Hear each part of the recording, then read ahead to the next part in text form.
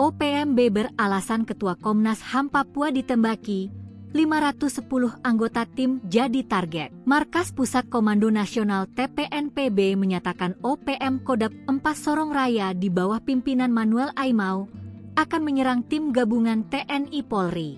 OPM menargetkan serangan terhadap 510 personel gabungan militer Indonesia serta Ketua Komnas HAM Papua Frits Ramande yang ikut dalam pencarian mantan Kasat Reskrim Teluk Bintuni, Inspektur Tommy Samuel Marbun. Sebi Sambom, juru bicara TPNPB OPM, pada Senin, 28 April 2025, TPNPB mengatakan Ketua Komnas HAM Papua Frits Ramande berpihak kepada militer.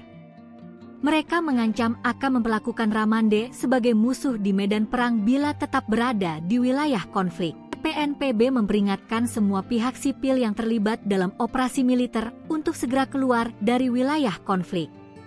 Mereka menegaskan bahwa pencarian korban seharusnya ditangani oleh lembaga sipil seperti BPBD, bukan aparat keamanan atau Komnas HAM. Ada 9 wilayah yang ditetapkan TPNPB OPM sebagai zona perang milisi.